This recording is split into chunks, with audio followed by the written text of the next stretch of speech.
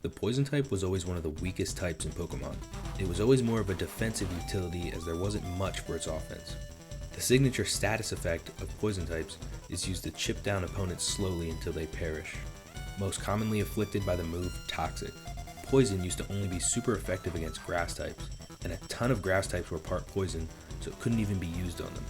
That was until Gen 6 came along and introduced the fairy type, and it created a new offensive utility and a resistance to what many call the best type in Pokemon.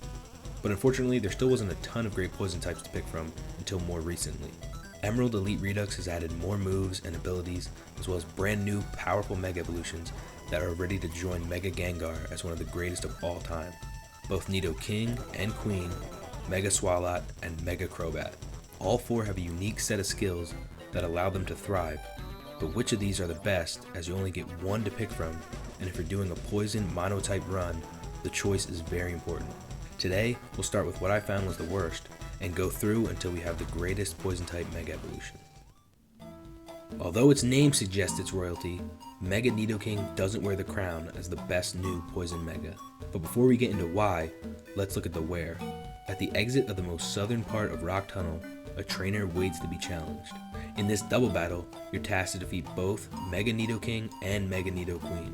Even in this battle, you should be able to see how Nidoqueen outclasses the king. It's still a bit of a tricky battle if you're not prepared. But afterwards, you receive both their Mega Stones. So what does the Nidokingite get you? When you Mega Evolve your Nidoking, it receives a large increase in its attack and speed, as well as slight boost to its defense. 145 is a very good attack stat, and it's sure to do damage, but it's not going to be enough in a lot of cases.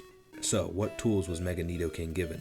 Its main ability is Sheer Force, which increases the attacking power of moves with secondary effects by 30%, but drops those added effects. It gets plenty of moves to take advantage of this. Don't think about intimidating it either, as it gets King's Wrath, raising the attack and defense of it, and its allies by 1 if it gets its stats lowered. Giving it a free bulk up will only make it that much harder to deal with.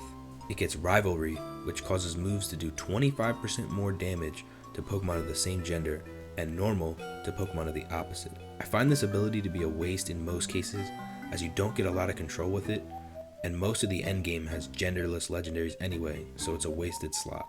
The last innate it gets is another brand new ability, Mighty Horn. This allows its horn and drill based moves to do 30% more damage. It has a very diverse set of options when it comes to these, and it can really build a bunch of different sets. Some moves include Poison Jab, Drill Run, Horn Drill, Peck, and Mega Horn. Some of these moves have secondary effects, so they will get the Sheer Force boost as well. 2 different boosts plus Stab makes Poison Jab very reliable.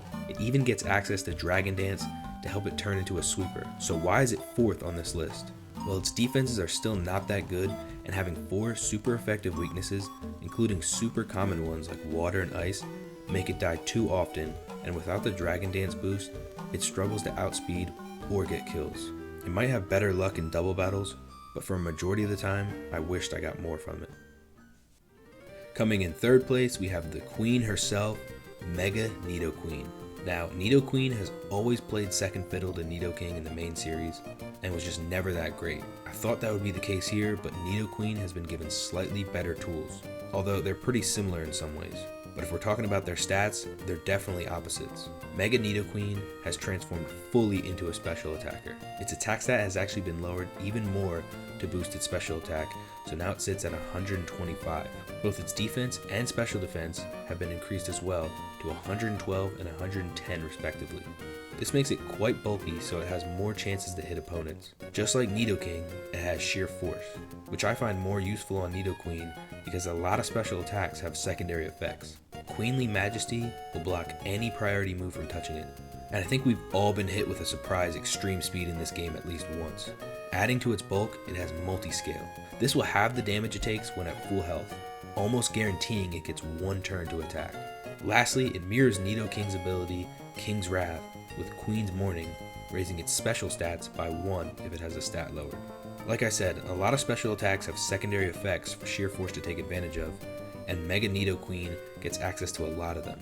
Powerful moves like Thunder, Blizzard, Fire Blast, Focus Blast, as well as stab moves like Earth Power and Sludge Wave. Unfortunately, not much in the way of setting up, but the diversity of its move pool and power will take out a lot of Pokemon. Now it's very clear both of these megas were made to be in double battles, given their skill sets, and no question they're definitely more of a threat that way.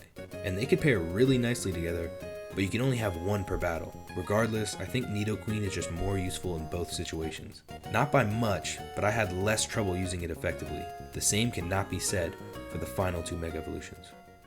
The Poison type Mega Evolution coming in second place is actually a Pokemon with 3 types at the same time. That Pokemon is Mega Crobat.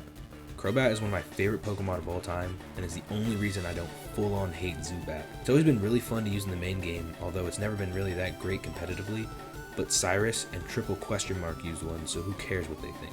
Regardless, now it's been given an amazing Mega Evolution that lives up to my expectations and more. First, how do you get one yourself? In the back of Dewford Manor, an old lady is there keeping the Mega Stone for herself. She isn't too much of a challenge though. After you beat an old woman and steal the stone, you can unlock this monster. Its Mega Form has increased its attacks and speed greatly while lowering its defense slightly. Don't let the 140 versus 110 in the attacks fool you. Both a special attacking set and a physical attacking set are viable. The defensive drop isn't too much of an issue, and you'll see why in a bit. But first, let's talk about how the developers of this game gave the Mega 3 different options to choose from for its ability. For more of a support option, it gets Scare, which lowers the opponent's special attack on entry. For its special attacking sets, it gets Amplifier, boosting its sound moves by 30%. And for its physical set, it gets Nosferatu, which boosts contact moves by 20% and heals back 33% of the damage dealt.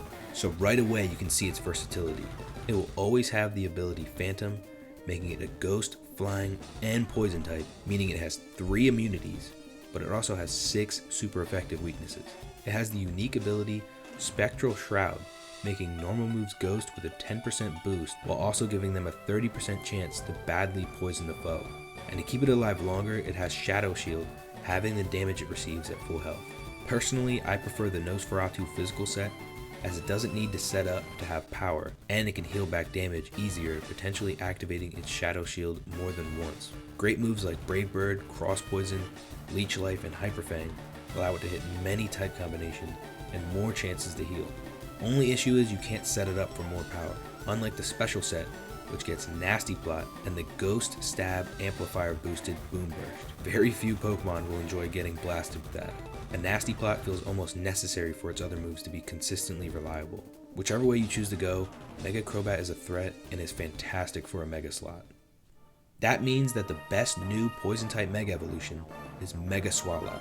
Honestly, this was completely unexpected. When I looked at the new Megas, I didn't see anything too crazy or special about it at first glance, but many of you pointed out to me how incredible it is.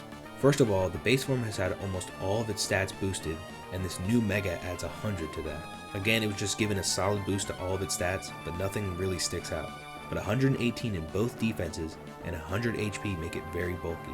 It's the ultimate Toxic Stall Pokemon, and its 4 abilities make sure of this. The main one, Toxic Spill, will cause all non-poison types to lose 1/8 of their health each turn. So even when you're setting up, it's hurting the foe, and it has utility in doubles. Poison Touch, which is a 30% chance to poison on contact, and that goes both ways for attacking and being attacked. Liquefied, cutting contact damage in half, but doubling damage from water moves.